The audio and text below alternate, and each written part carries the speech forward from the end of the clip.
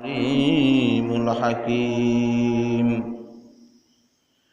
قالوا سبحانك لا علم لنا إلا ما علمتنا إنك أنت العليم الحكيم.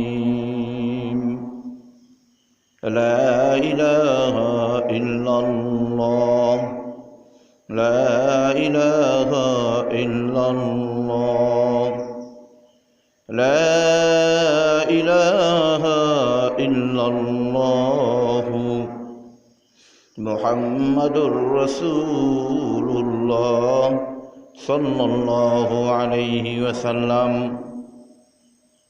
ألا بذكر الله تطمئن القلوب. মান্না গুঞ্জম দর্শমিন ইয়াসমা নেকে গুঞ্জম দরকুলুব মুমিনা। আল্লাহ রাব্বুল আলামিন বলেন, আলা বিযিকরিল্লাহি তাতমাইন্নুল কুলুব। আমি আল্লাহ রাব্বুল আলামিন এত বড় সৃষ্টিকর্তা, এত বড় মহান।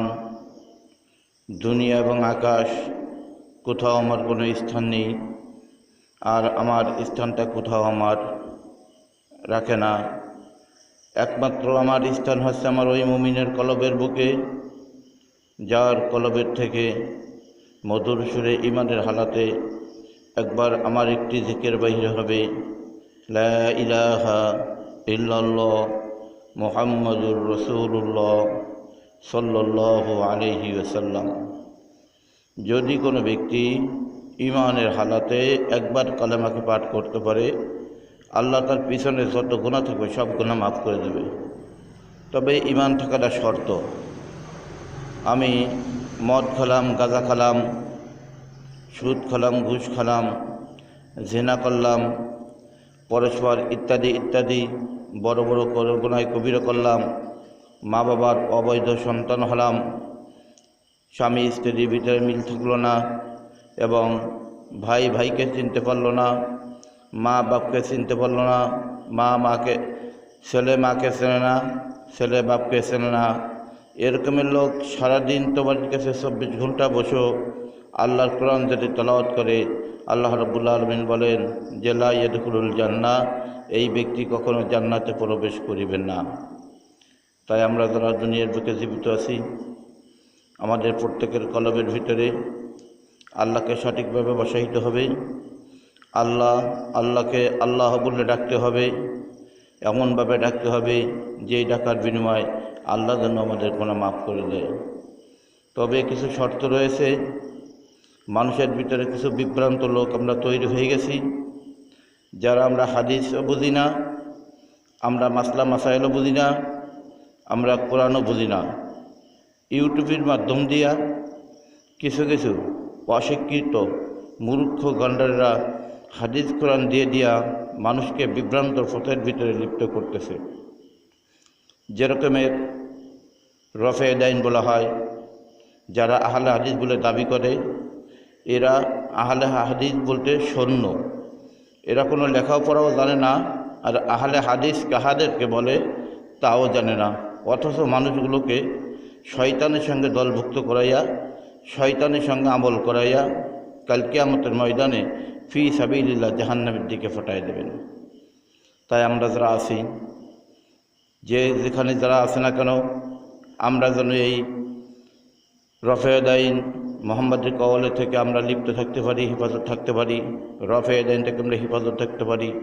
এদের সমস্ত হাদিসগুলো জাল, এরা নকল কথা বলে, এরা হাদিস কোরআন জানো না, বোঝো না, শোনো না, কিছু না।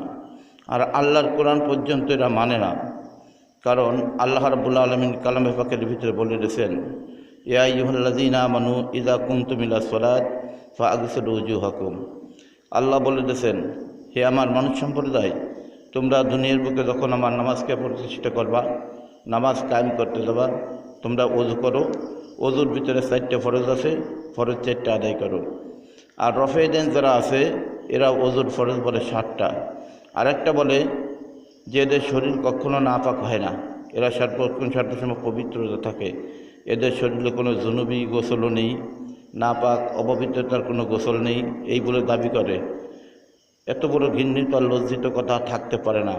আল্লাহ রাব্বুল আলামিন বলেছেন, আল্লাহ, তোমাদের যদি আজ শরীর অপবিত্র হয়ে যায়, যদি গোসল ফরজ হয়ে যায়, তাহলে তোমরা গোসল আদায় করো এবং এই গোসলের সাথে সাথে তোমরা ওযু করে নাও। এই গোসল যদি তোমরা করতে পারো, আল্লাহ রাব্বুল আলামিন তোমাদের আমাদের উভয় পক্ষে সবাইকে নাজাতের ফায়সালা করে দেবে।